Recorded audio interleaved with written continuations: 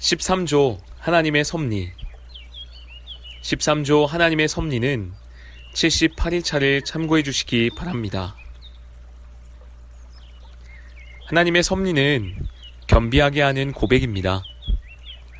우리가 겸비한 마음으로 하나님의 섭리의 진리를 고백하는 것에 대해 이야기할 때 우리는 서로 다른 그러나 연관된 두 영역을 다루게 됩니다. 우리가 모든 것을 알거나 깨닫지 못한다는 점에서 두 영역에서는 겹치는 부분이 있습니다.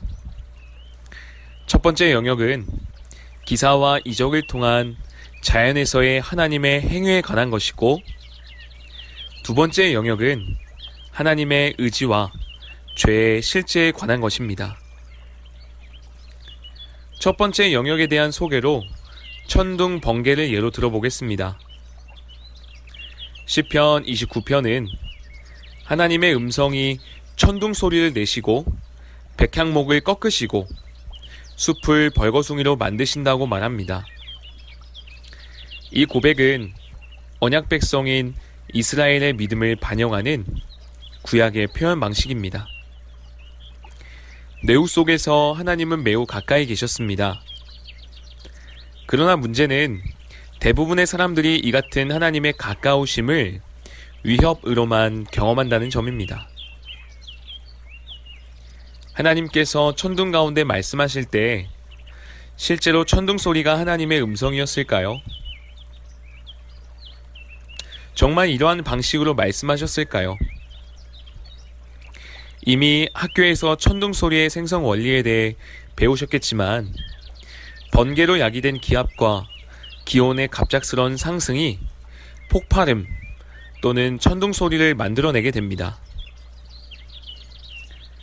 기상현상의 과학적 원리에 대해 잘 모르는 사람도 천둥이 매우 분명한 물리적 원인으로부터 비롯된다는 사실은 알고 있을 것입니다. 그러나 이 물리적 설명이 시편 29편을 무효화시킬 수 있을까요? 하나님께서 천둥 가운데 말씀하시는 것입니까? 아니면 천둥 소리는 급속한 공기 팽창의 결과에 지나지 않는 것입니까? 혹은 둘 다입니까? 사실 여기에는 모순이 없었습니다. 하나님께서는 자연의 힘 안에서 스스로를 계시하십니다. 하나님께서는 무엇보다도 가장 먼저 자신이 질서의 하나님이심을 계시하십니다.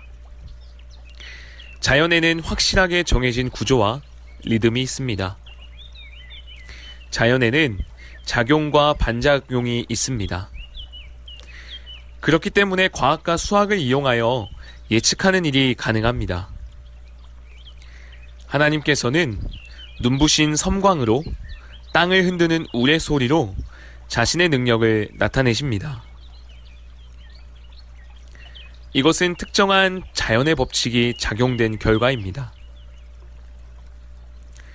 만일 이것이 참이라면 하나님께서는 겨울철에 집이 건조할 때 종종 느끼게 되는 작은 정전기 하나로도 스스로를 드러내고 계신다는 결론을 내려야 합니다. 왜냐하면 정전기는 번개를 일으키는 자연적 힘의 작용의 축소판이라고 할 수 있기 때문입니다. 우리가 한 곳에서는 하나님의 계시를 보면서 다른 곳에서는 보지 못하는 이유는 순전히 그 현상의 크기 때문입니다. 그러나 하나님께서는 모든 피조물을 통하여 말씀하십니다.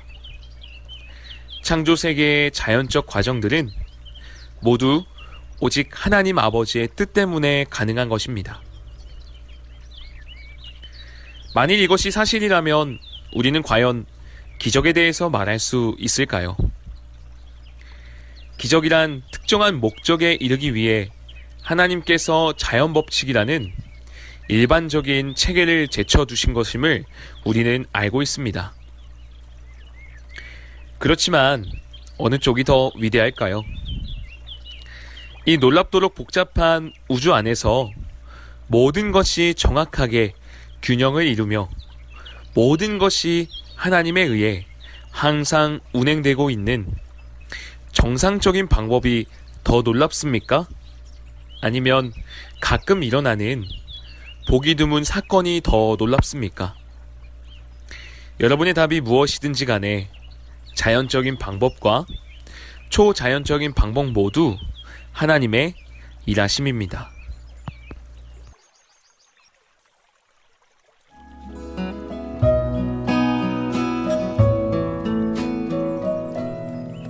I saw he doth restore again, and we to walk doth make.